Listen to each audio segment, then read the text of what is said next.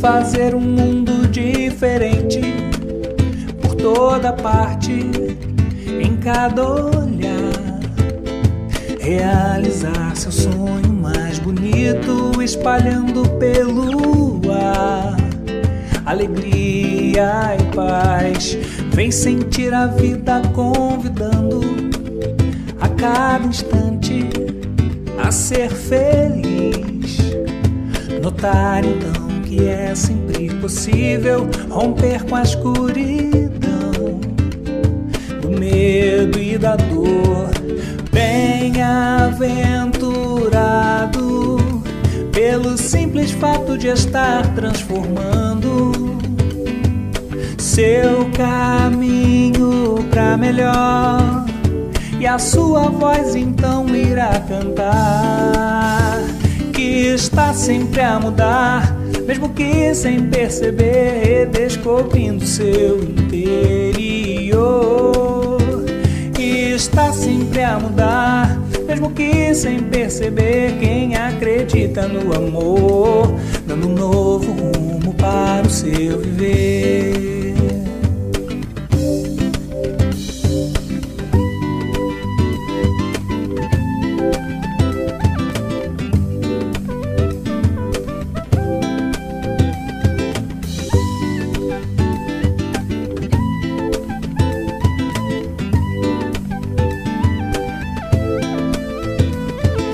Vem fazer um mundo diferente por toda parte, em cada olhar. Realizar seu sonho mais bonito, espalhando pelo ar alegria e paz. Vem sentir a vida convidando a cada instante a ser feliz. Notar então que é sempre possível romper com a escuridão do medo e da dor. Bem-aventurado pelo simples fato de estar transformando seu caminho pra melhor, e a sua voz então irá cantar que está sempre a mudar, mesmo que sem perceber, descobrindo seu interior.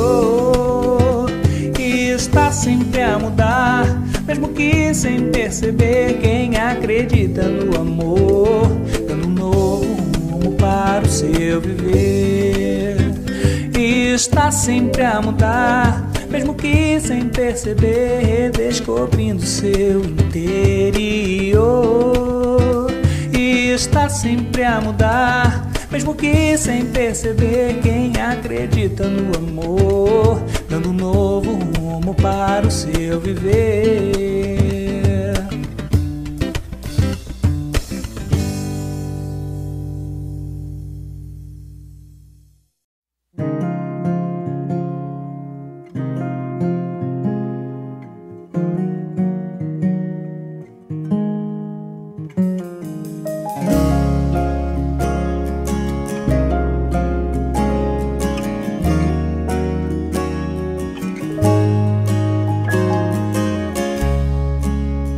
Quando você olhar pra trás e pensar em tudo que aprendeu, reconhecer tanto sofreu, tentando sentir a paz.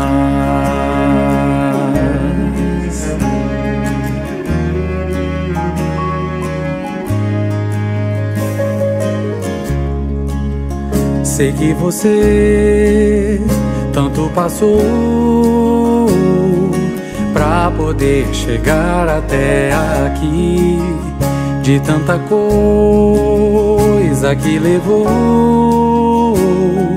Melhor é aquilo que te faz perceber que dessa vida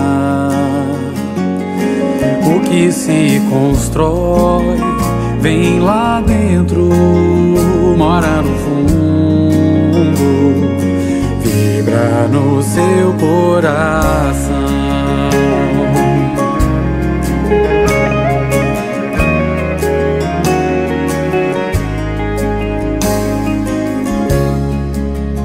Pense no bem, veja ao redor, tanto apoio em torno de você. Veja que quando precisou, houve tanto a te acolher. Essa estrada não tem mais volta, só mais caminhar. E quem sabe o mundo te mostra, vale a pena amar.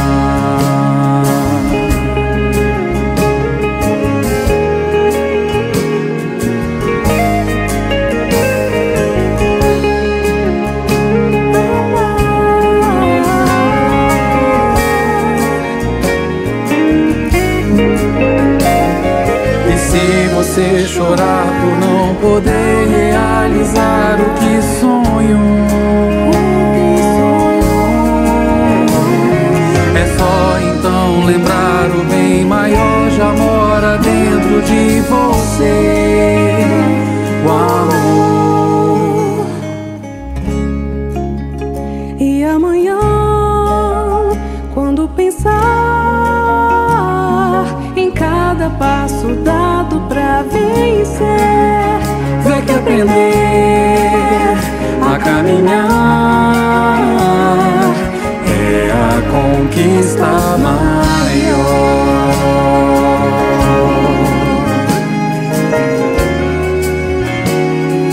É luz que brilha em você,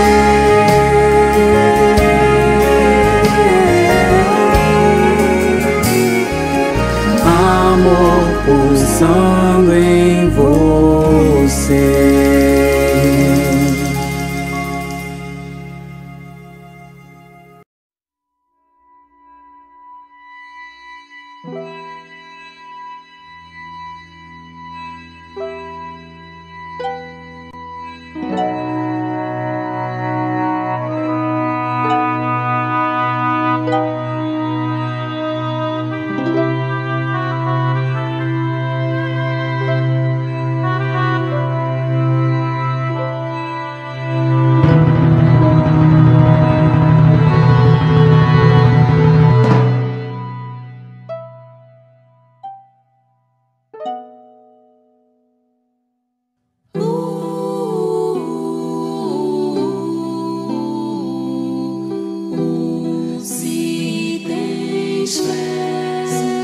Não te aflige a noite escura ao coração, que a lágrima domina. Ele estende amorosa mão divina e abre as portas da paz, risonha e pura, alivia a aspereza da amargura e sobre as trevas de miséria e ruína. Acende nova estrela matutina na esperança sublime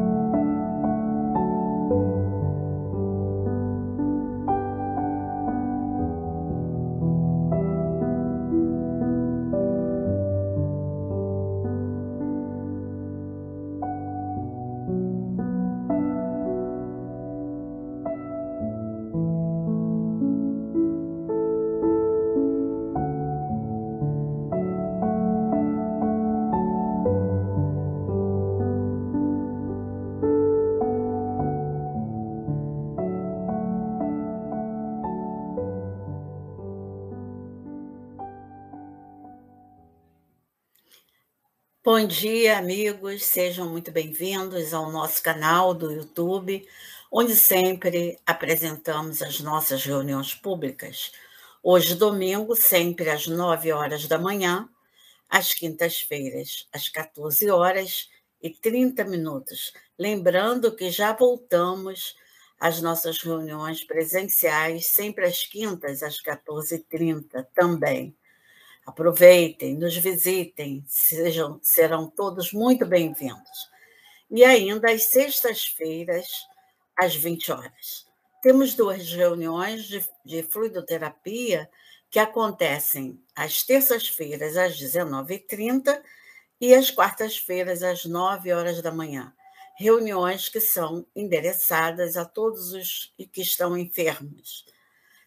E às quintas-feiras temos a prece da saudade, que é a prece que é endereçada sempre aos nossos amores, aos nossos queridos, né, amigos que retornaram ao mundo espiritual.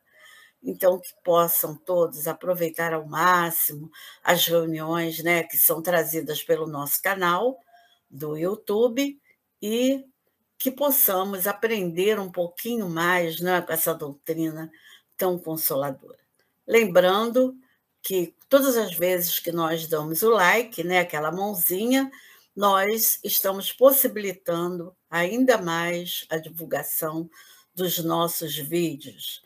Temos em todos os nossos vídeos vários links importantes do jornalzinho, das campanhas do DEA, né, dos cursos, enfim, aproveitem todas essas informações importantes. Em nosso estudo de hoje, nós teremos a Inês Maria trazendo o Livro dos Espíritos, no seu capítulo 11, que fala da lei de justiça, lei de amor e de caridade. E ela vai nos trazer os itens 873 a 879, que fala de justiça e direitos naturais. Ela ainda fará a prece inicial. E logo em seguida, a Miriam Batista vai nos trazer reflexões acerca do Evangelho segundo o Espiritismo, capítulo 16, Não se pode servir a Deus e a Mamon, e ela fará uma reflexão em torno do item 6, que é a parábola dos talentos. Parábola belíssima, né? Que a gente possa aprender um pouquinho mais com os ensinos de Jesus. E a Miriam fará ainda a prece final. Que possamos todos nós aproveitarmos essas reflexões trazidas pelas nossas amigas Inês Maria e Miriam Batista, fazendo sempre aquele bom uso do chat, né? Naquele momento em que elas estiverem explanando tudo aquilo que trouxeram, fruto do seu conhecimento, vamos prestar bastante atenção, né? E ao final de nossa reunião, não vamos esquecer do momento da evangelização infantil, o GEAL, onde as evangelizadoras trazem sempre histórias, né, conteúdos da doutrina pertinentes a toda a criançada. Chamem as crianças. Então, que o Senhor Jesus possa nos abençoar neste domingo e que possamos passar uma semana de paz, né, de equilíbrio, de muita esperança junto a todos os nossos familiares. Que assim seja, graças a Deus.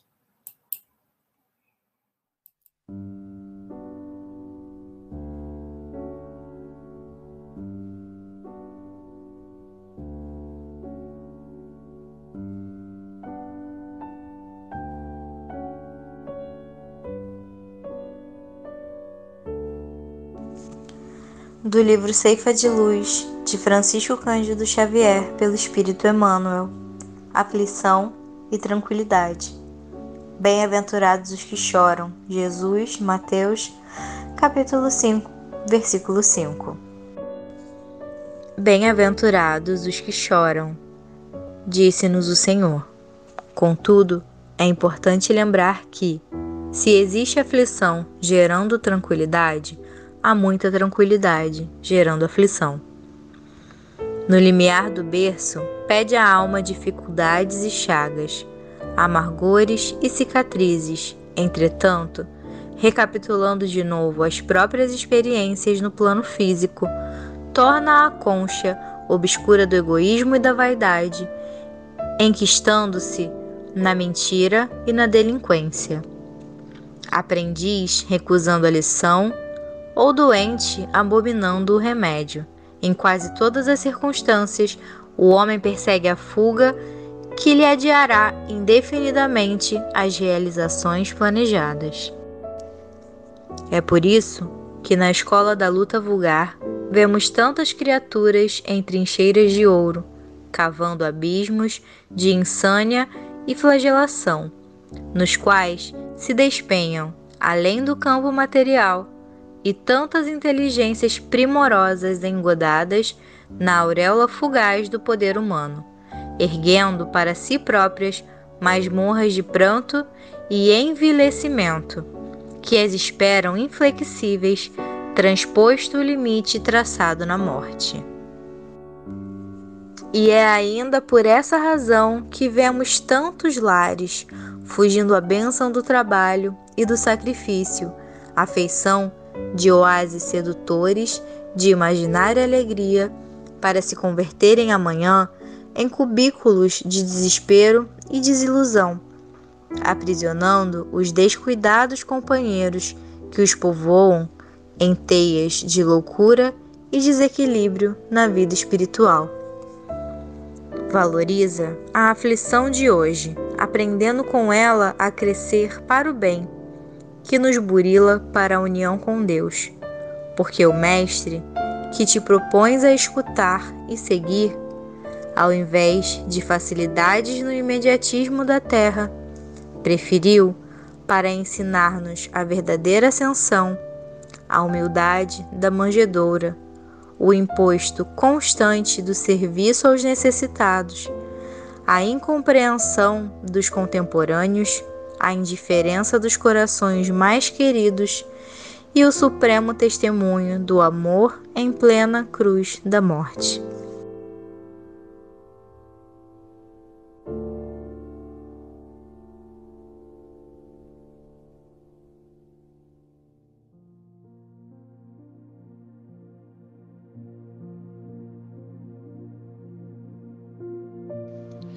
Pai querido, amigo Jesus, estamos reunidos neste momento, felizes por mais uma oportunidade de estarmos reunidos e rogamos o vosso amparo, assim como a presença dos dirigentes espirituais desta casa de oração e de todos os trabalhadores espirituais que sustentam as atividades desta casa, para que juntos nos acompanhe nesse trabalho.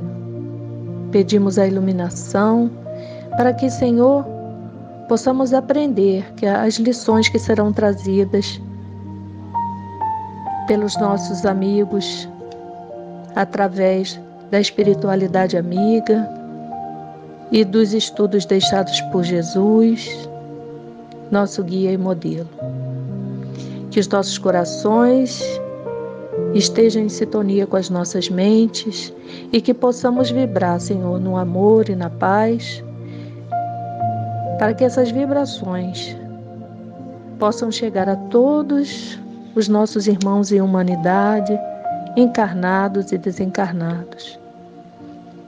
Agradecidos estamos, Senhor, por mais essa oportunidade de aprendizado e também de trabalho. E rogamos a Tua permissão, Senhor, para o início dos estudos dessa manhã. Assim seja, graças a Deus, graças a Jesus.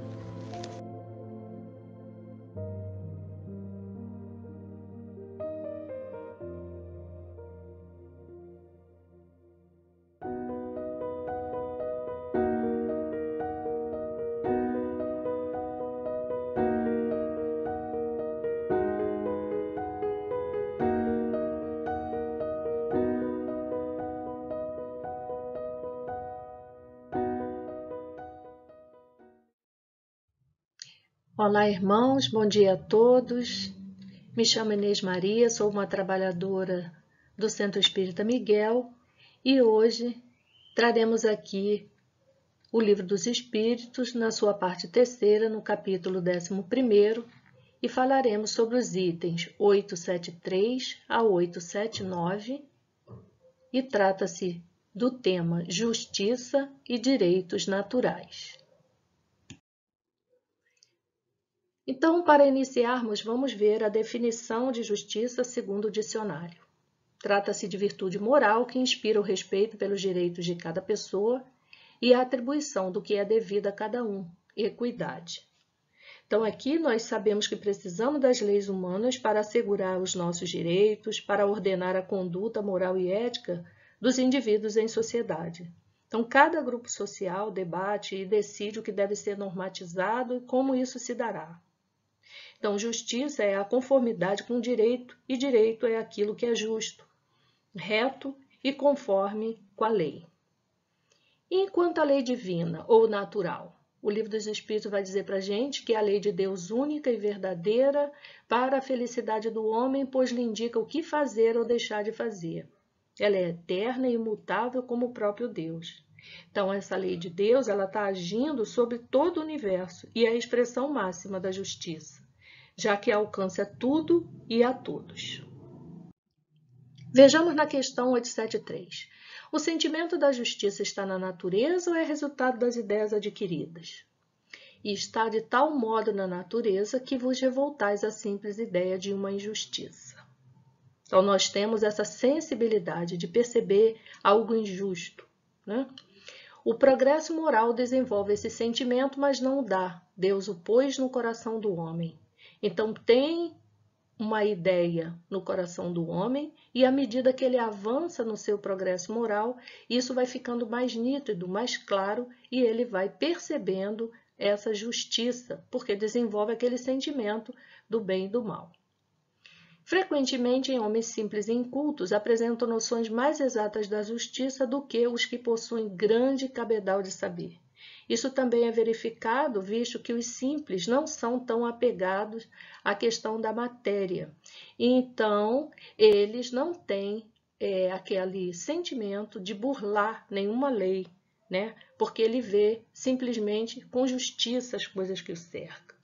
Então, sendo Deus também justo, nos dá essa percepção, já que a lei de Deus está em nossa consciência, né? Então, quando estamos endurecidos, nos tornamos impermeáveis à justiça, né? Devido à razão e ao interesse pessoal. Então, esse progresso moral vem com as reencarnações sucessivas, onde se vai desenvolvendo, né, a inteligência, onde se amplia a compreensão, né, do bem e do mal, e assim nós vamos percebendo.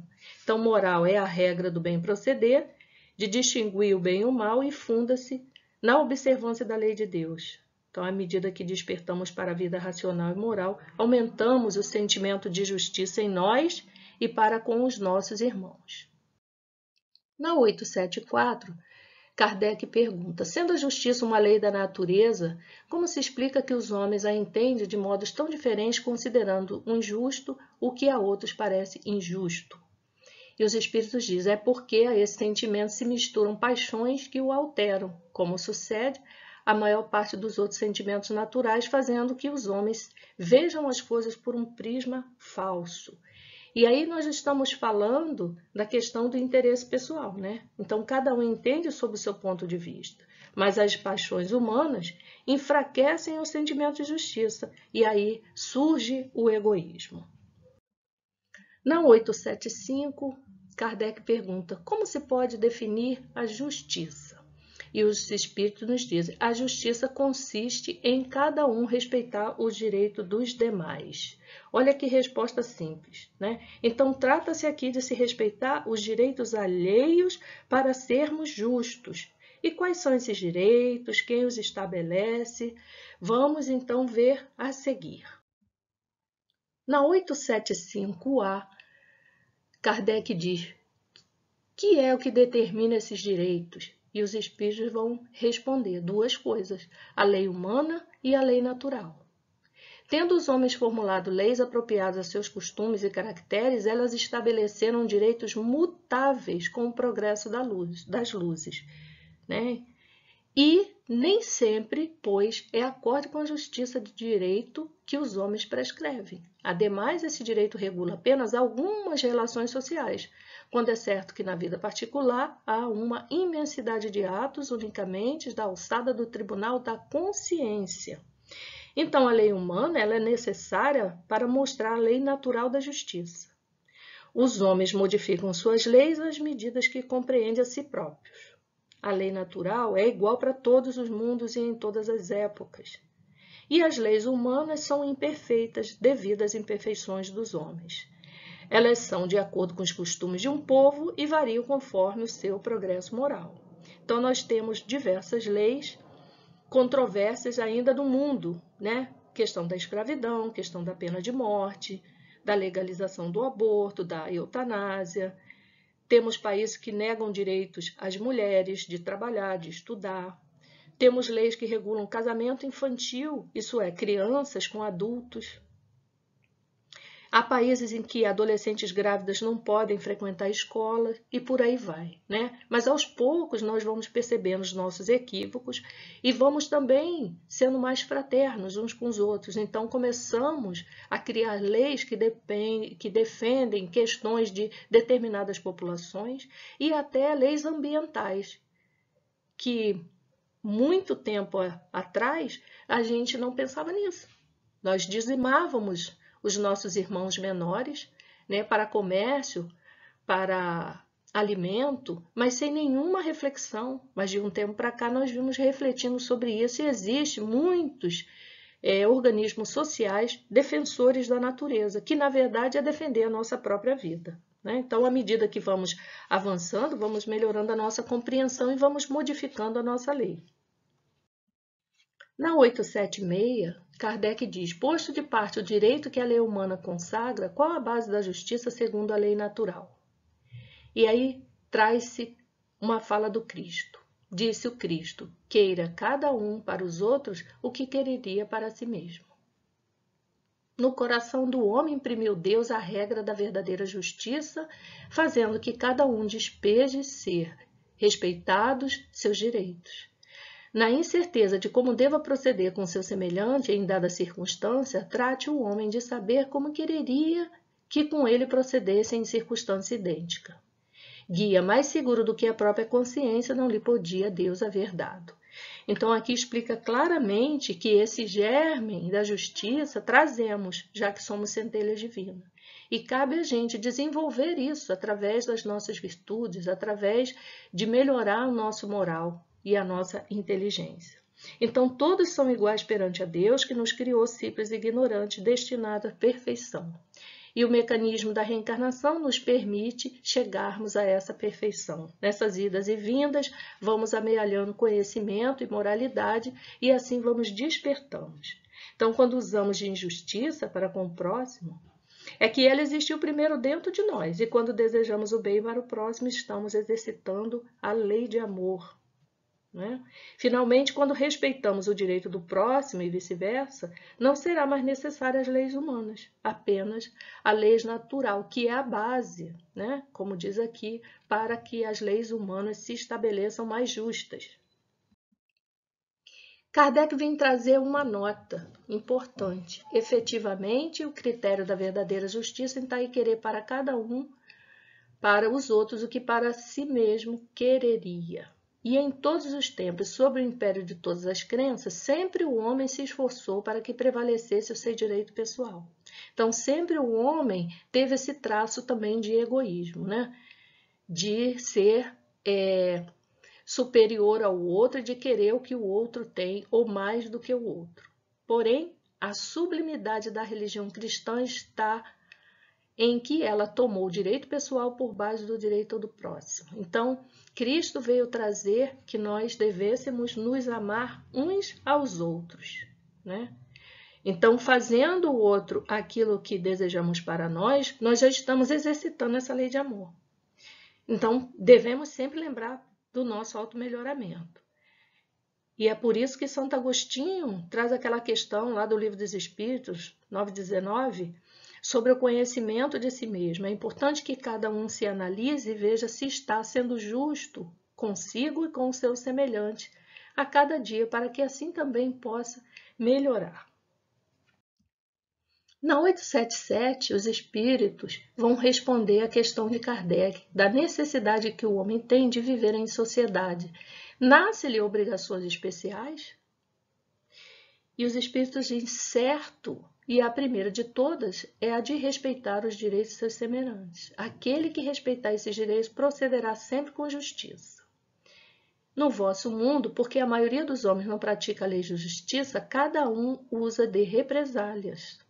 E aí nós vemos, né, meus irmãos, a questão das guerras. Quando um não concorda com o ponto de vista do outro, alguém quer tomar à força aquele direito que acha justo para si. E aí nós vemos essas confusões que temos no mundo.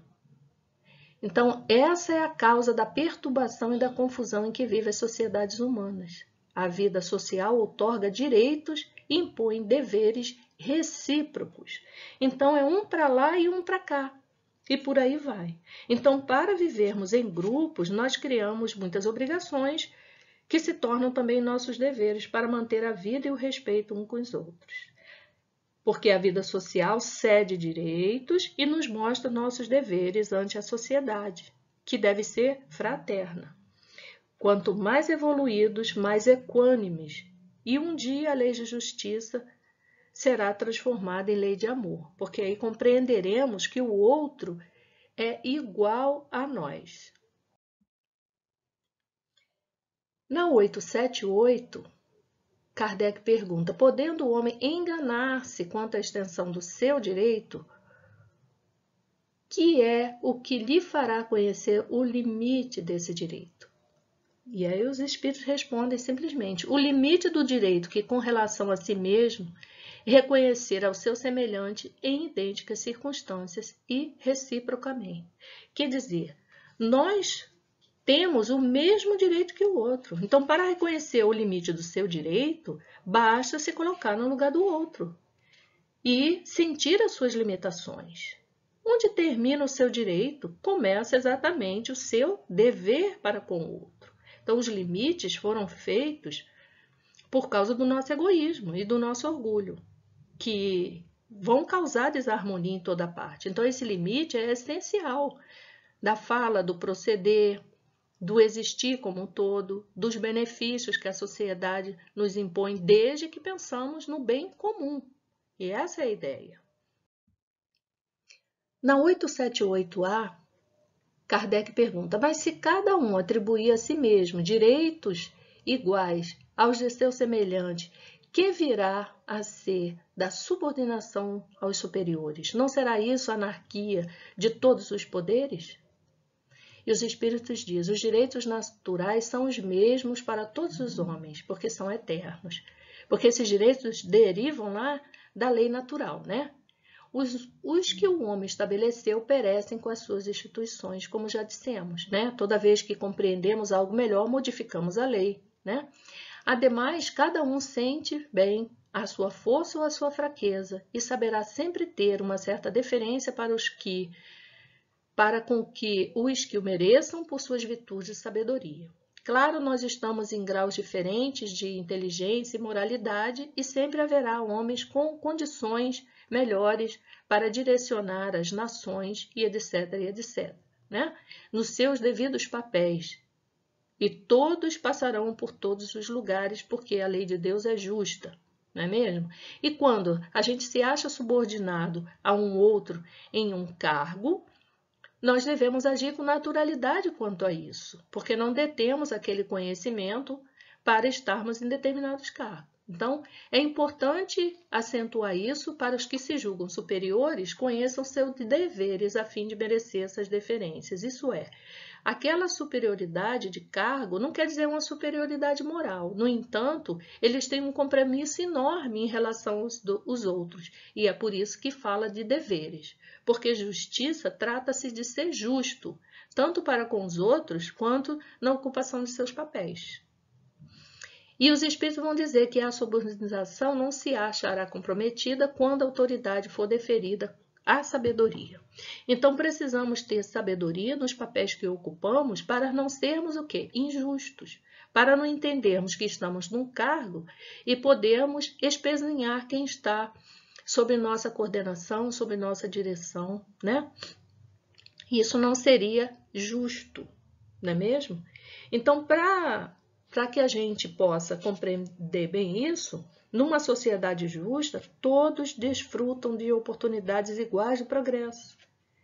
E a ideia é que o forte ampare o fraco, o sadio socorra o enfermo, o jovem ajuda o idoso quando tem a consciência clara desse dever. E assim a felicidade vai se estabelecendo como uma consequência da solidariedade entre os deveres da criatura. Então, é importante que ache subordinados a alguém de poder. É aquele poder do conhecimento que às vezes está ali também como uma prova para aquela elevação. E por isso deve agir com justiça, porque o seu lugar vai assegurar também vários outros irmãos em suas necessidades, né? E aí os deveres sociais, né? Porque ele é responsável não só por aquele subordinado, mas por suas famílias, pelo progresso daquelas criaturas, etc, etc. Então, coisas muito importantes devemos pensar a respeito dos nossos cargos, né? Quando temos subordinados. E na 879, Kardec pergunta: qual seria o caráter do homem que praticasse a justiça em toda a sua pureza? E os Espíritos dizem, a do verdadeiro justo. A exemplo de Jesus, porquanto praticaria também o amor ao próximo e a caridade, sem os quais não há verdadeira justiça. Olha que lindo. Então, a gente está falando aqui do verdadeiro homem de bem. Aquele que tem sua consciência tranquila, né? Então, nós, meus irmãos, ainda temos a tendência ao interesse pessoal. Muitas vezes para a nossa família, para os nossos amigos, né? Muitas vezes estamos aprendendo estamos evoluindo, mas ainda temos essa dificuldade. Mas vamos lembrar que o nosso modelo é Jesus, que a sua justiça é universal, ele é amor, ele é justiça, e as suas ações foram sempre acompanhadas por sentimentos puros, né? Então devemos apanhar esse modelo para seguir a nossa caminhada. Portanto, tudo que vós quereis que os homens vos façam, fazei-lo também vós, porque esta é a lei e os profetas. Então, essa passagem de Mateus nos lembra que a verdadeira justiça ela é imparcial, mas é amorosa, é tranquila, mas é enérgica nos momentos precisos, ela é certa, mas paciente. E por isso ela deve se expressar com caridade, como o próprio amor, né? Com o direito de todo homem deve ser respeitado, mostrando que todos nós temos também deveres e essa justiça deve ser passada sem violência. No livro Justiça Divina, Emmanuel vai dizer que a justiça humana julga os fatos que considera puníveis olhando a superfície das coisas, mas a justiça divina observa todas as ocorrências, desde os menores impulsos que lhe deram começo. Então, nos tribunais da imortalidade, cada espírito devedor resgata suas próprias contas. Então, é uma reflexão que temos de fazer quando estudamos a questão da justiça. Então, vamos nos esforçar, meus irmãos, para que em todas as circunstâncias sabemos semear o bem, espargir o bem, sustentar o bem, cooperar para o bem. Lembrando que as nossas ações provocam nos outros ações semelhantes, e se aquele que faz o mal é passível de pena, aquele que organiza o mal conscientemente sofrerá pena maior. Lembrando também que quando não praticamos o bem, já por tabela estamos praticando o mal. Então que Deus nos abençoe, que tenhamos uma semana de muita paz e muita luz no nosso caminho. Fiquem em paz, meus irmãos.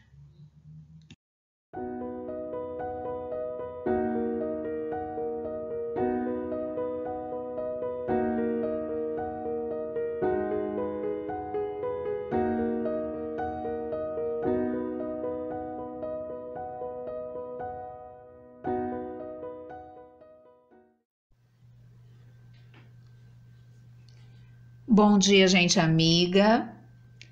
Que Deus abençoe a todos vocês e suas famílias. Sou Miriam. Postei uma foto para saberem como eu sou. Sou negra, cabelos curtos e grisalhos, estou usando uma blusa branca na foto e atrás de mim uma parede branca. Hoje, o nosso ponto de reflexão está em O Evangelho segundo o Espiritismo, capítulo 16, cujo título é Não se pode servir a Deus e a Mamon. Item 5, que fala da parábola dos talentos. Neste primeiro slide de apresentação do tema, coloquei a imagem de algumas moedas, porque comumente ligamos talentos a dinheiro.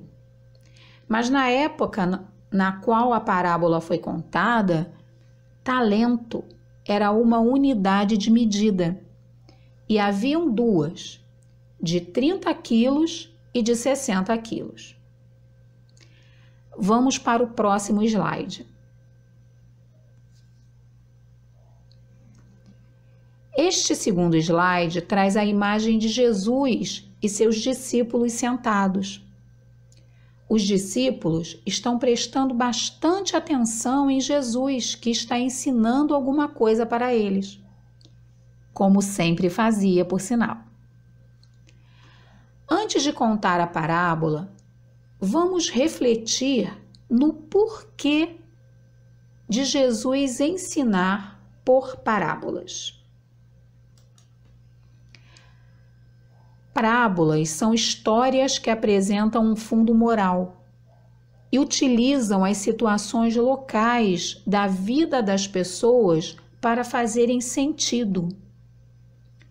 Haroldo Dutra Dias nos diz que Jesus falava por parábolas porque nenhuma luz que realmente deseja iluminar pode ofuscar. A parábola ilumina sem violentar. Ilumina, mas respeita a posição evolutiva de cada um. Ou seja, cada um consegue aprender e apreender da parábola de acordo com a sua posição evolutiva. É gradativo. A parábola, segundo Haroldo Dutra, é uma técnica pedagógica do espírito imortal. É o espírito imortal que vai deter o conhecimento. É como um saco de sementes.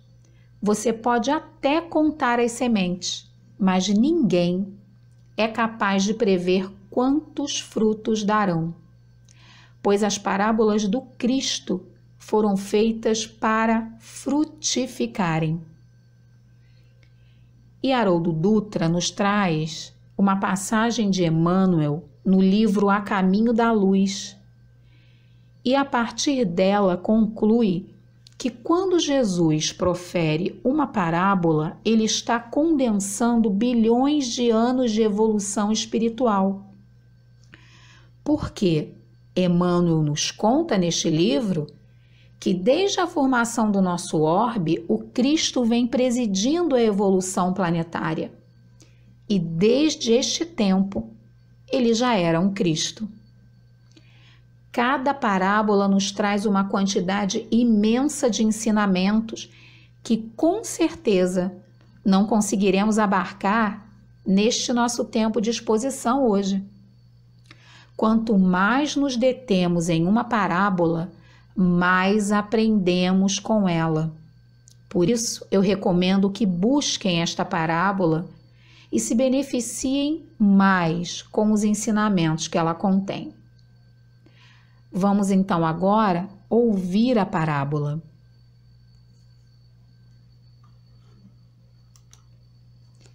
O Senhor age como um homem que, tendo de fazer longa viagem fora do seu país, chamou seus servidores e lhes entregou seus bens.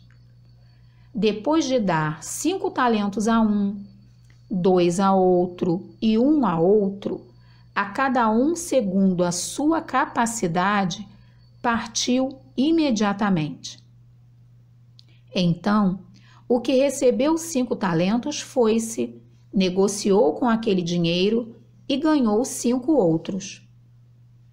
O que recebera 2, ganhou do mesmo modo outros tantos.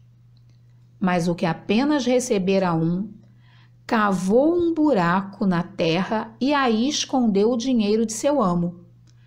Passado longo tempo, o amo daqueles servidores voltou e os chamou a contas.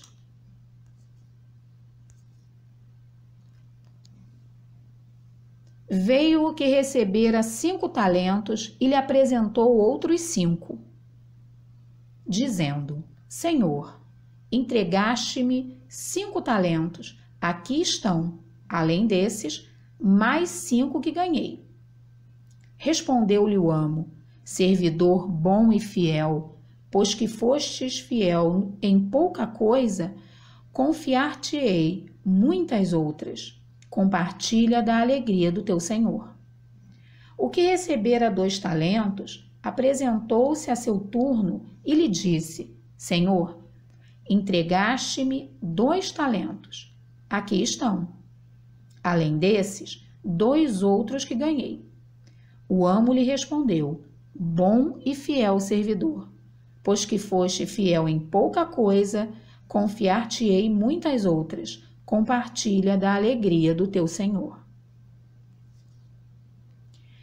Veio em seguida o que recebeu apenas 1 talento e disse: Senhor, sei que és homem severo, que ceifas onde não semeaste e colhes de onde nada puseste. Por isso, como te temia, escondi o meu talento na terra. Aqui o tens, restituo o que te pertence. O homem, porém, lhe respondeu: servidor mau e preguiçoso, se sabias que ceifo onde não semeei e que colho onde nada pus, devias pôr o meu dinheiro nas mãos dos banqueiros, a fim de que, regressando, eu retirasse, com juros, o que me pertence. Tirem-lhe, pois, o talento que está com ele e deem-no ao que tem 10 talentos, porquanto dar-se-á a todos os que já têm, e esses ficarão cumulados de bens.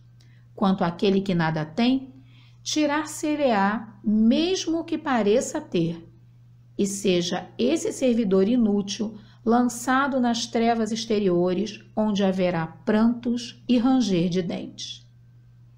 Essa parábola está no Evangelho de Mateus, capítulo 25, versículos 14 a 30.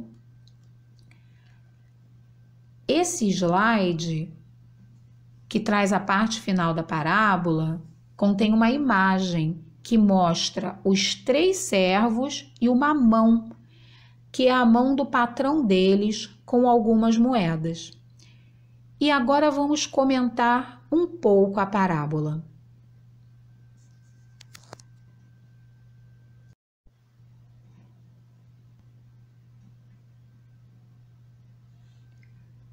Alírio de Cerqueira Filho, em sua obra Parábolas Terapêuticas, nos esclarece a parábola dos talentos, mostra-nos como a motivação e a vontade podem ser desenvolvidas.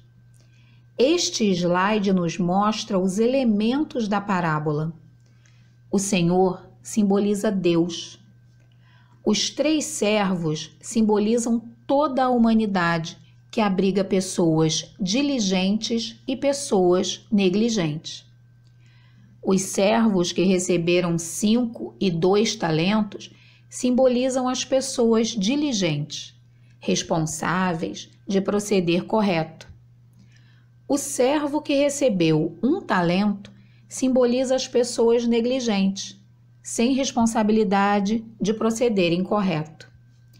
E Haroldo Dutra Dias nos esclarece que o servo que recebeu 1 talento enterrou e devolveu exatamente o que recebeu, ele tem o padrão do egoísta. A pessoa que dá exatamente aquilo que recebe, nada mais. E ainda citando Haroldo Dutra, os servos que receberam 5 e 2 talentos e multiplicaram seus talentos, ouviram do seu senhor a seguinte frase: servidor bom e fiel, porque foste fiel em pouca coisa, confiar-te-ei muitas outras. Compartilha da alegria do teu senhor. Ou seja, passaram a compartilhar. Já não eram mais servos, eram filhos, pois o filho compartilha, faz parte, participa.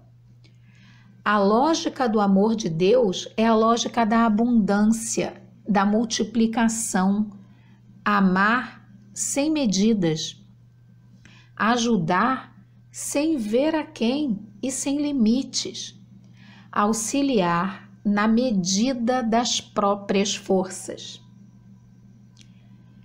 Vamos para o outro slide. Aqui vemos a imagem de meninas em uma aula de balé e uma delas é cadeirante. Essa imagem nos estimula a pensar que nós temos vários talentos e podemos utilizá-los de várias maneiras, mas sempre há possibilidades para nós.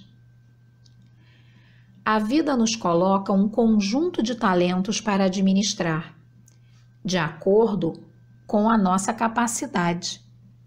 São os recursos e oportunidades que trazemos a cada reencarnação para evoluirmos através do esforço no bem. Cada um de nós de acordo com nossas possibilidades e potencialidades. Na parábola, o Senhor entregou aos seus servos a quantidade de talentos de acordo com a capacidade de cada um. Jesus aqui está falando da sabedoria e da equanimidade divinas, da igualdade. Deus nos trata de forma equivalente, porém, como temos diferentes possibilidades, os empréstimos de recursos para administrarmos serão de acordo com as nossas capacidades individuais, porque não seria justo recebermos mais do que temos capacidade de administrar. E Deus é soberanamente justo e também bom. Por isto, os talentos simbolizam todos os recursos que recebemos de Deus para evoluir. Por exemplo, inteligência, capacidade de trabalho, corpo físico, família, os nossos afetos, bens materiais e muitos outros. Tudo o que recebemos, portanto, está dentro do que precisamos para evoluir e da capacidade que temos de administrar e multiplicar. No entanto, vamos para o próximo slide.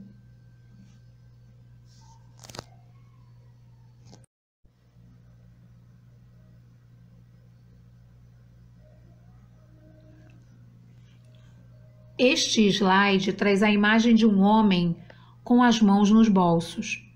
Esta imagem foi retirada do curta Senhor Indiferente. O problema é que muitas vezes enterramos os talentos assim como o servo da parábola fez. Enterrar o talento significa não fazer bom uso dos recursos ofertados por Deus, os talentos que recebemos por empréstimo. Recebo inteligência e utilizo para prejudicar, para usurpar. Recebo um corpo físico saudável e utilizo para violentar, oprimir, machucar. Recebo uma família que me estimula ao bem e fecho os ouvidos aos bons conselhos, desmerecendo os esforços dos que me amam. Recebo bens materiais e utilizo apenas em meu benefício, ou pior ainda, utilizo o meu lugar na sociedade para humilhar, explorar.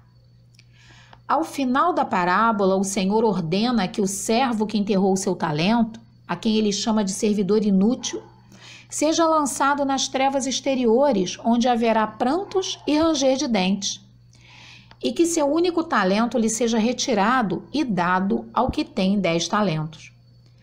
Quando usamos bem os nossos talentos, mais recursos nos são acrescentados, porque estamos sendo fator de progresso, de auxílio no lugar onde Deus nos colocou. Então, outros recursos nos serão acrescentados para continuarmos o nosso trabalho.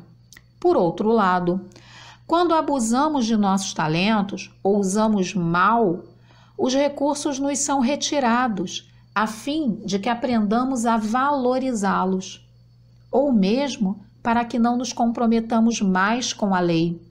É a misericórdia divina. O servo negligente recebeu um bem e buscou se afastar das consequências da administração desse bem, por não se acreditar capaz de fazê-lo, ou mesmo por não querer o trabalho que esta consequência lhe traria. Muitos passam pela existência querendo sombra e água fresca. Por isto, ele enterrou seu talento. Ele deixou de lado a oportunidade de crescimento com o trabalho e o esforço no bem, porque não tinha coragem ou mesmo vontade suficiente para buscar o objetivo a ser desempenhado. O seu foco principal ficou no problema e na sua suposta incapacidade em resolvê-lo. E eu digo suposta porque a incapacidade não é real, pois se trata apenas de uma crença limitadora, em que a pessoa acredita que não é capaz, mas em realidade ela apenas não quer fazer esforços para resolver a questão. toda realização exige um esforço para realizar-se. Nesse caso, o servo pensou no trabalho que daria para negociar com o talento e na ira do Senhor caso o perdesse, o que o levou a enterrá-lo, isto é, não empreendeu ação alguma. Só que nós não estamos aqui para não fazer nada.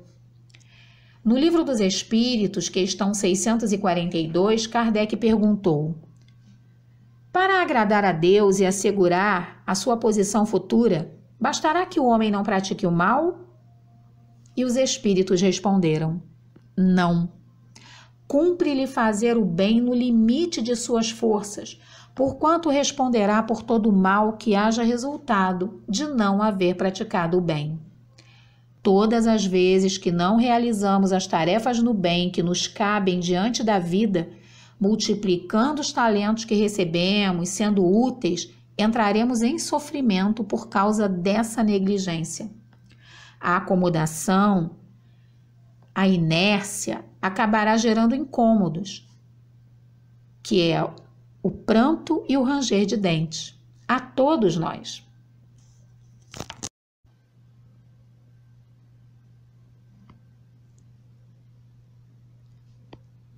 Podemos dizer a nós mesmos que não poderíamos ter realizado tal ação, mas sofreremos, porque lá no fundo saberemos que poderíamos ao menos ter tentado. Vamos para o último slide. O último slide nos traz uma imagem que mostra vários degraus e o esforço da subida. Há um personagem. No primeiro degrau, ele está sentado, virado de costas para a escada, desanimado, dizendo: eu não vou fazer. No segundo degrau, ele olha para a subida, também desanimado, e pensa: eu não consigo fazer. No terceiro degrau, ele já se levanta, analisa a subida e pensa: eu quero fazer. No quarto degrau, ele já está mais motivado e pergunta: como eu faço? Já pretende traçar estratégias, descobrir como fazer para alcançar o objetivo. No próximo degrau, ele está mais alegrinho, já está mais estimulado e pensa: eu vou tentar fazer. No outro, ele já tem uma posição corporal mais firme e pensa assim: eu consigo fazer. No próximo degrau, ele já vai com bastante disposição e afirma: eu vou fazer. E no último degrau, ele está lá feliz pulando e diz assim: sim, eu fiz. E a pergunta que tem abaixo da imagem é: que degrau você já atingiu hoje? E para terminar, eu deixo também mais um questionamento, um convite. Vamos sair da nossa zona de conforto e investir nos nossos talentos? Excelente dia a todos!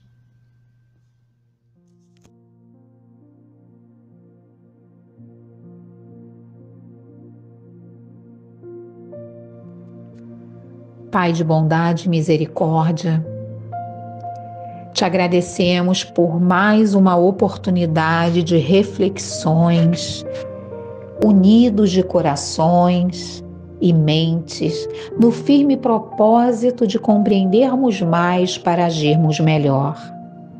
Muito obrigada por esse espaço virtual que nos acolhe, que nos irmana, em que juntos, Senhor, mesmo separados fisicamente, estamos juntos, estamos unidos, em que juntos podemos estudar e direcionar as nossas mentes para o mais alto.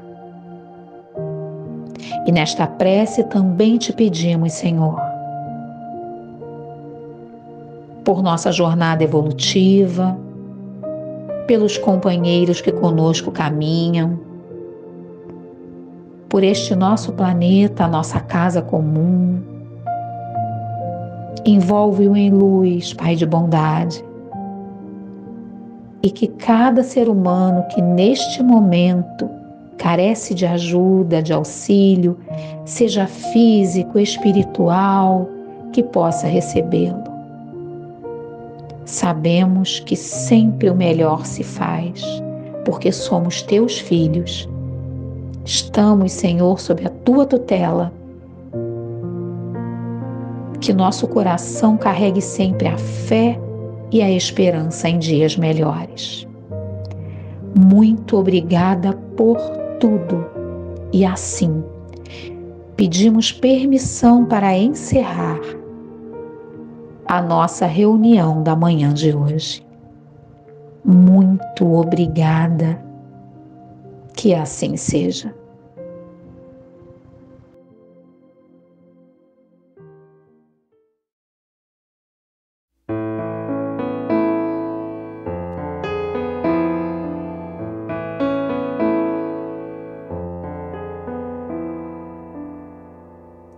Se vier a duvidar do amor,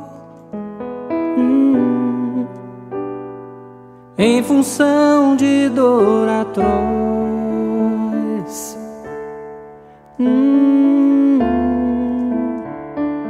lembre que existe em nós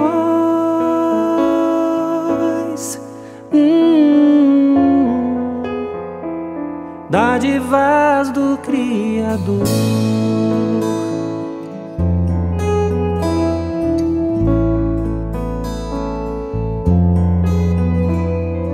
Olhe bem ao seu redor e verá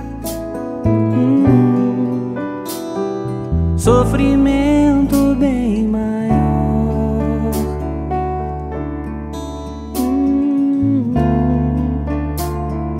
Todo irmão que estende a mão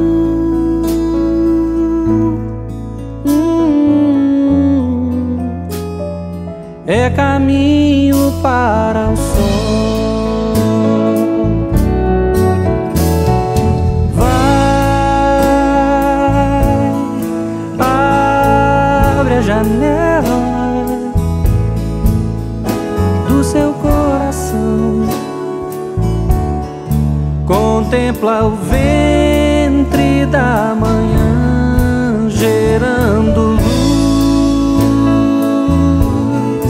cores tão belas, mas amanhecer exige superar a escuridão.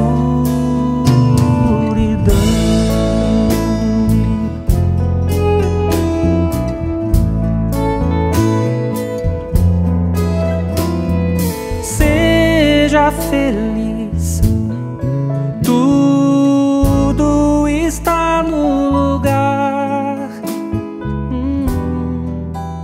feito pra você crescer.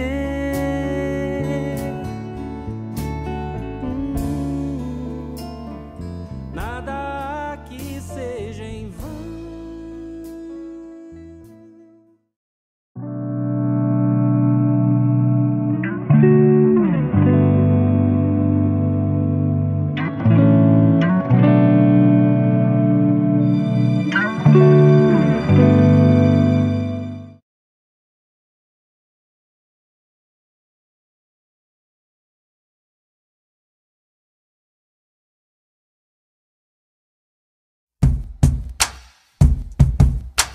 Quem é corajoso, por favor, levante a mão. Pois todo corajoso já teve medos de montão. Quem é corajoso, por favor, levante a mão. Pois todo corajoso já teve medos de montão. Eu já tive medo de fazer a prova, meu irmão já teve medo medo da escuridão. Muita gente tem medo de pesadelo, e quem teme sonho com bicho-papão. Será que adulto também tem medo? Eu desconfio que tenha também. De barata, agulha e estar sozinho, pra saber se ficar ou seguir além. Mas o problema não é ter medo, eu sinto ele com coragem. Vou encarar mais confiante, independente da idade.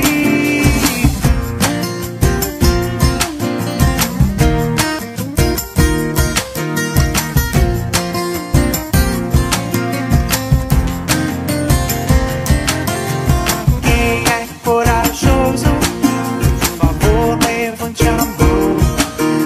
Pois todo corajoso teve medo de montão. Mas o problema não é ter medo, eu sinto ele com coragem. Vou encarar mais confiante, independente da idade. Quem é corajoso, por favor, levante a mão. Outra canção que traz coragem, guardada no meu coração. No coração. Fecho os meus olhinhos, faço uma oração. Este é meu jeitinho de falar com Deus, com o coraçãozinho cheio de gratidão. Este é meu jeitinho de falar com Deus. Peço com carinho, paz e proteção. Este é meu jeitinho de falar com Deus. Lembro do irmãozinho em dor e aflição. Este é meu jeitinho de falar com Deus.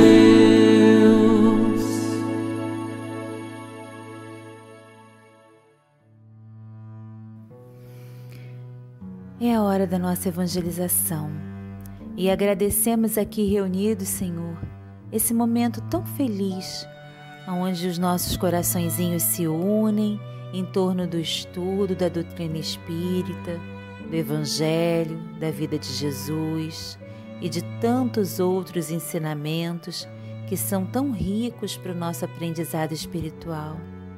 Obrigada, Senhor, pelo trabalho de evangelização, por esses mentores que nos acompanham e nos guiam sempre, pelos nossos anjos guardiões, pelas nossas famílias e por todas as bênçãos que temos recebido quando sintonizamos aqui nesse canal do Centro Espírita Miguel.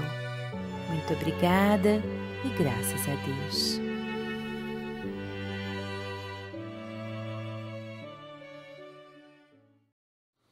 Oi, pessoal, galerinha do Geal.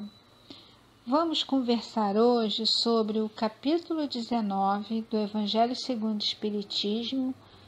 A fé transporta as montanhas. A gente vai falar sobre o poder da fé.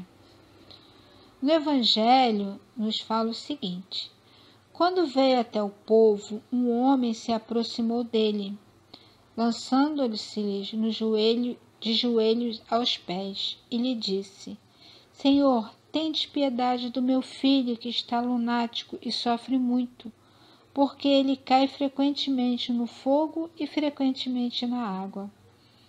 Eu o apresentei aos vossos discípulos, mas não puderam curá-lo. E Jesus respondeu dizendo: Ó raça incrédula e depravada, até quando estarei convosco? Até quando vos sofrereis? Traze-me aqui essa criança.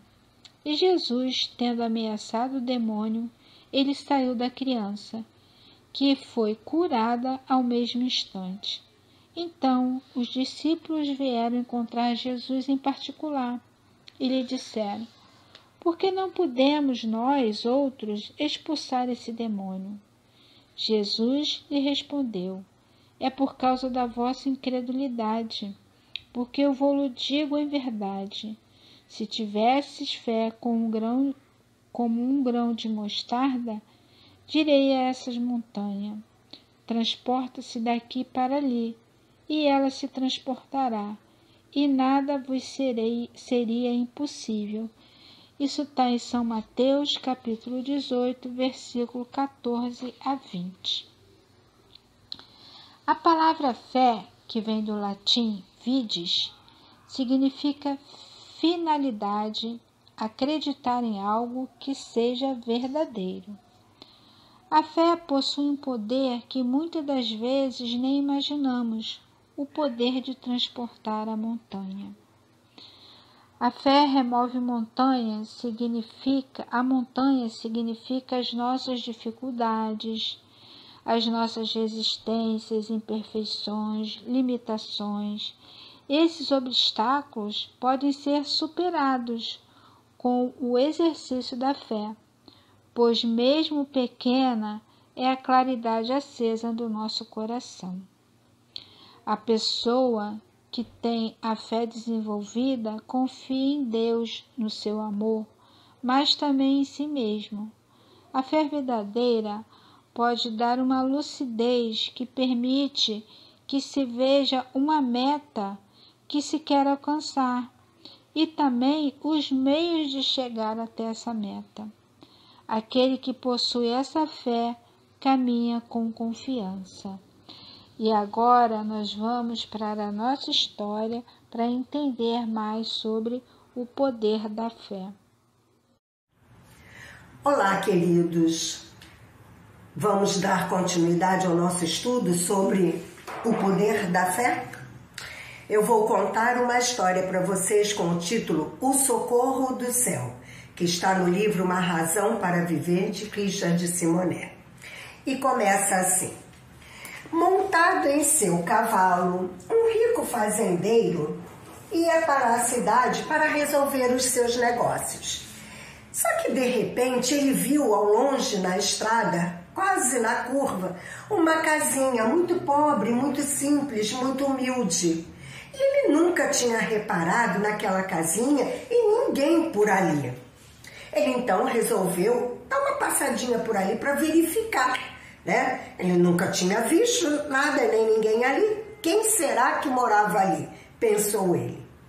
E cedendo ao impulso, ele se aproximou, contornou a residência, chegou até a janela para ver se via alguém. E ele viu uma menina que estava de joelhos orando. E ele estranhou e perguntou assim: "Que faz você aí, minha filha? O que está acontecendo? Por que você está aí de joelhos?" "Senhor, eu estou orando a Jesus, pedindo socorro. O meu pai morreu, a minha mãe está doente e os meus 4 irmãozinhos menores estão com fome." "Que bobagem, menina, deixa disso. O céu não ajuda ninguém, vai por mim. Está muito distante, temos que nos virar sozinhos. Levanta, deixa que rezar não adianta nada não." Embora irreverente, um tanto rude, descrente, ele, apesar de tudo, era um homem de bom coração. Tanto é que ele não lembrava daquela casinha, nunca tinha reparado, mas ele quis saber o que estava acontecendo, se tinha gente ali. Compadeceu-se da tristeza, daquela menina e tirou do bolso uma grande quantia em dinheiro e entregou à menina. "Aí está. Vai comprar comida para os seus irmãos, remédio para sua mãe, o que for necessário. Esse dinheiro aí dá para você comprar aquilo que está precisando." Isto feito, ele retornou à estrada, pois ele também precisava sair para resolver as suas coisas. Mas antes de completar 200 passos com o seu cavalo, ele deu meia volta e decidiu verificar se a menina estava a fazer o que ele havia falado. E chegando à casa,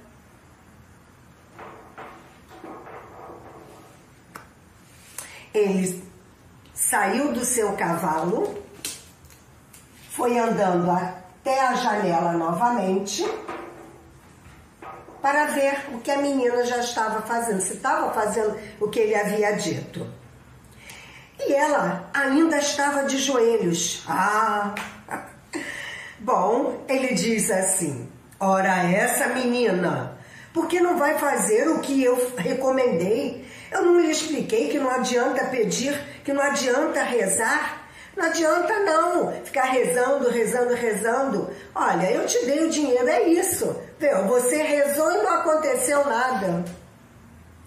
E a menina então levanta os olhos, feliz, ainda chorando, mas dessa vez de felicidade, e diz assim: eu já não estou mais pedindo não, Senhor. Eu estou apenas agradecendo. Eu pedi a Deus, a Jesus, um socorro. E ele me enviou o Senhor. E aí, gente, o que a gente pode pensar de tudo isso? Que a fé, a oração, é que nos auxilia em todos os nossos momentos de privação, que nos dá alegria. Mas olha, a fé tem que ser sincera. O poder da oração, ela vem da sinceridade do nosso coração, do nosso desejo, do nosso pedido. A fé tem que ser verdadeira. Por quê? Porque é isso que demonstra todo o sentimento bom que está dentro de nós. A fé verdadeira, ela é sempre calma, porque a calmaria indica que você acredita no poder da oração, no auxílio celestial. Bom, o fazendeiro, vocês repararam no início, ele teve uma intuição. Ou seja, ele foi intuído pelos emissários celestiais a parar ali, numa casa que ele nunca tinha reparado. Olha como é que Deus trabalha silenciosamente no momento certo, na necessidade de cada um de nós. Então, é pela fé que a gente consegue todas os nossos pedidos. Mas isso de acordo com o nosso merecimento e no momento certo. Mas o importante é não desistir, é persistir, continuar em suas orações, em seus pedidos, conversando sempre com Deus Pai, refletindo sobre tudo aquilo que você sabe que o melhor está para acontecer. Quando nós temos fé, nós temos a certeza que o que a gente quer, a gente vai conseguir, mais cedo ou mais tarde. O homem de bem, que anda no caminho reto, ele tem uma fé inabalável, ou seja, uma fé firme, profunda, imperturbável, que não se abala diante das dificuldades, das situações difíceis que se apresentam para todos nós. E por quê? Porque a nossa fé nos faz ver que passamos pelas dificuldades, mas que vai passar. Por quê? Porque confiamos na resolução do problema no momento certo. E por quê? Porque a nossa fé sustenta a nossa força que a gente tem no poder divino, no poder do Pai Maior. E que sabe que nós nunca estamos desamparados, que nunca estamos sozinhos. Vocês repararam? A menina, ele reclamou que a menina estava orando, ele era um homem que não acreditava em nada. Ou melhor, talvez ele não quisesse admitir, né, que existisse um poder maior. Mas, que tanto é que ele falou para a menina parar de orar. E ela continuou. E aí ele voltou lá por quê? Olha a intuição, olha o poder de Deus agindo também em relação a esse irmão, a esse fazendeiro. Ele foi lá e viu que a menina continuava orando, e aí, ele reclamou, né? E ela provou a ele o poder da oração, o poder da fé, que ela estava orando pedindo auxílio, que Deus mandasse ajuda, e mandou ele, que foi ele que deu a ajuda que ela havia pedido. Ele deve ter refletido muito sobre esse assunto, né? Sobre esse momento, que ele foi o instrumento de auxílio a essa criança. Que bom, né? Bom, agora nós vamos para a atividade, uma atividade muito legal com a tia Bia. Beijos, fiquem com Deus.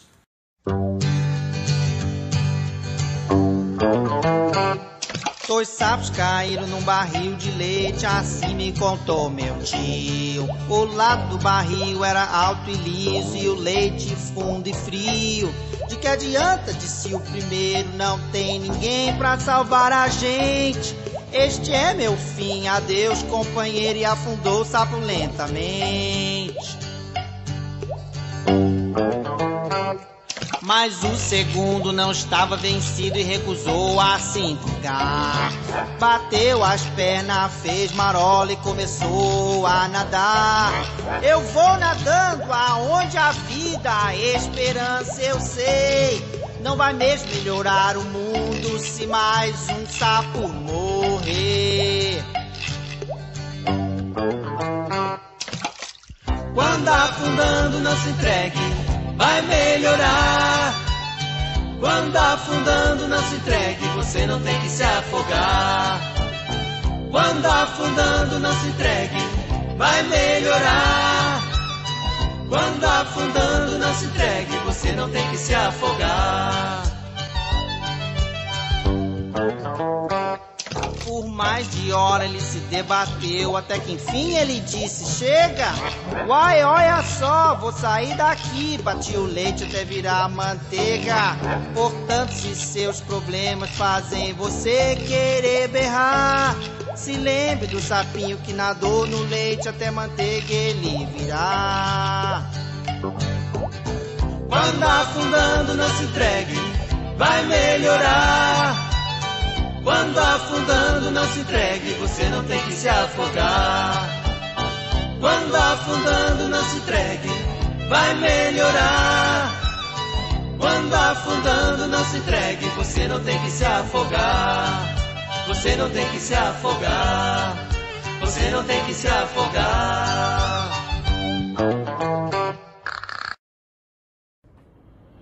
Olá, criançada do GEAL, tudo bem com vocês? Antes da gente começar a nossa atividade, vamos relembrar um pouquinho do vídeo? Bem legal, né? É a história de dois sapos que acabaram entrando num balde de leite. Eles estavam lá na fazenda, viram que tinha um balde de leite ali no curral e quiseram experimentar. E aí eles entraram no balde, ficaram com a barriga cheia de leite e não conseguiram sair depois. Um sapo desistiu de tanto tentar, de tanto se esforçar em sair, mas o outro não. Vocês lembram o que aconteceu com o outro sapo? Ele se remexeu tanto no balde que o leite virou manteiga. E aí sim ele conseguiu sair. O que esse vídeo quer dizer? O que vocês acham que esse sapo vem ensinar pra gente? A persistência. E principalmente, a fé nele mesmo. Ele não desistiu. Por mais dele estar cansado, ele continuou se esforçando e se esforçando até conseguir atingir o objetivo dele, que foi sair do balde. Então, quando a gente tiver uma dificuldade, que a gente não possa desistir, que a gente acredite que nós somos capazes de vencer, tendo fé em nós mesmos e tendo fé em Deus. Agora, para a gente relembrar sempre desse sapinho nas nossas vidas, vamos fazer um sapo. Vamos fazer esse sapo aqui, ó. Bonitinho? Gostaram? Vamos aprender como é que faz? Primeiro, vamos precisar, ó, de uma folha. Aqui a tia tá usando uma folha verde. Mas caso vocês não tenham, vocês podem usar uma folha em branco e pintar de verde também, tá bom? Ou até de uma outra cor, de um sapo rosa ou vermelho. Uma tesoura sem ponta, tá bom? Quando for usar a tesoura, tem que pedir ajuda dos pais, tá? Dos seus responsáveis. Cola, tá? Pra gente colar o nosso sapo. E canetinha pra gente fazer a boca e a linguinha e os olhos. Vamos começar? Tia vai virar aqui a câmera.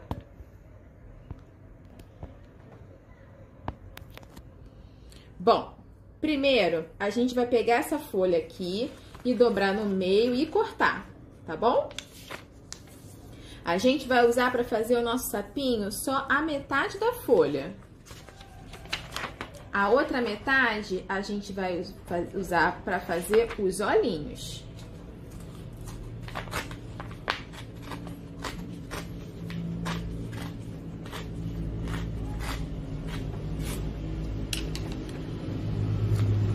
Gente, é só endireitar aqui. Pronto. Essa aqui eu vou deixar para separado para fazer o sapo. Essa daqui eu vou fazer os olhinhos com vocês. Pra gente fazer os olhinhos, para tirar a medida, a gente pode usar o nosso amigo dedão. Tia vai pegar uma caneta, mas pode ser um lápis, tá? Tô usando uma caneta só para vocês visualizarem melhor.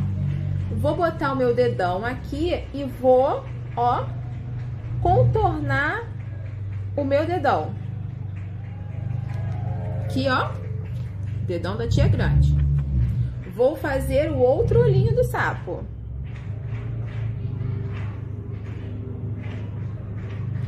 Pronto, ó. 2 dedões. Agora eu vou cortar, tá bom? Que vai ser o meu olhinho. O olhinho do nosso sapo.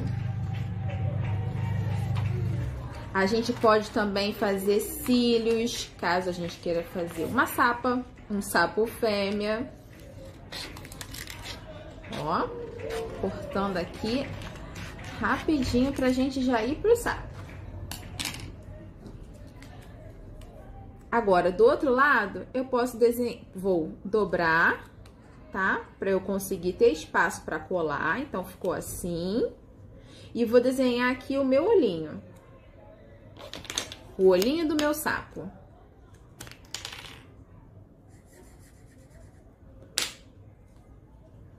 Dobrei o outro, ó.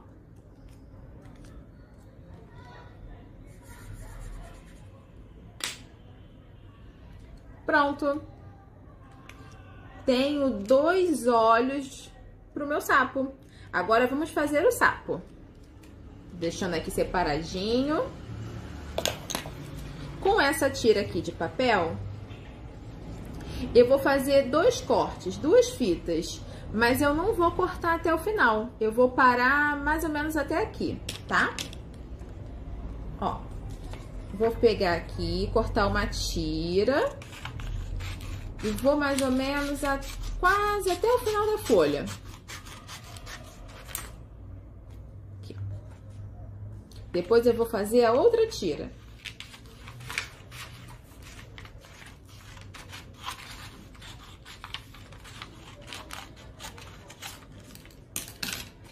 Vai ficar assim, ó. Vou pegar a tira do meio e vou dobrar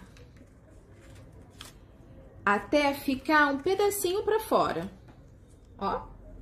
Agora eu vou colar. Só dar um pontinho de cola aqui atrás.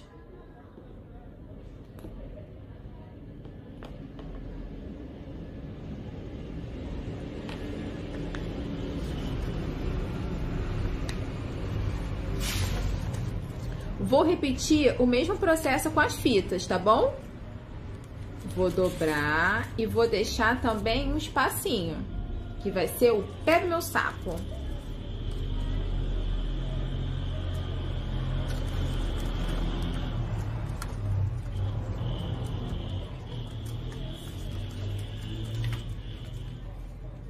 Viram?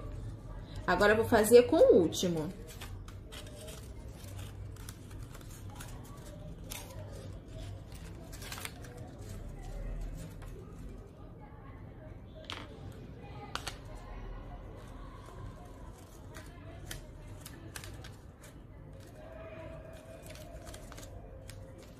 Pronto, tudo colado.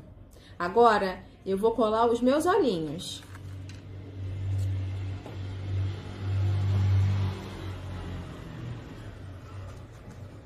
Bem no alto do sapo, na cabeça.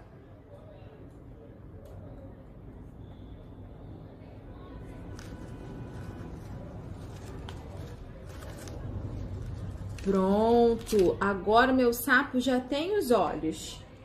Vou fazer a boca e o nariz e o pezinho.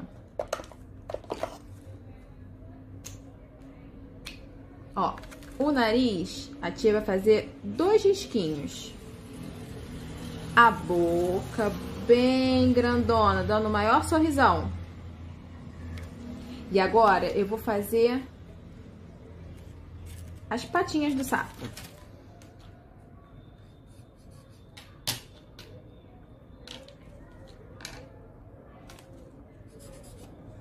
Quatro perninhas.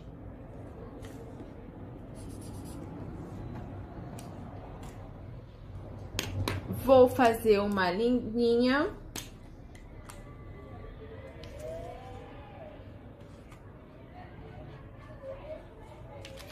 E ó, pronto. Terminei aqui o meu sapo. Quando vocês fizerem o sapo de vocês, coloquem lá no Padlet pra gente ver. Vamos ficar muito felizes de ver muitos sapos aí na casa de vocês, tá bom?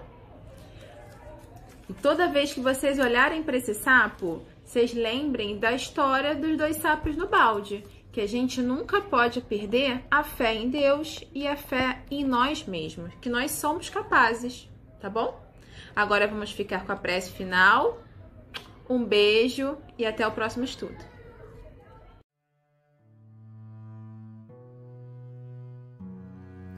Chegamos ao final do nosso estudo com um coraçãozinho cheio de gratidão. Agradecidos a Deus, a Jesus, por esses momentos de compreensão e paz de espírito. Que a cada dia possamos sermos mais verdadeiros e, com certeza, a verdade nos libertará. Que assim seja, graças a Deus, graças a Jesus.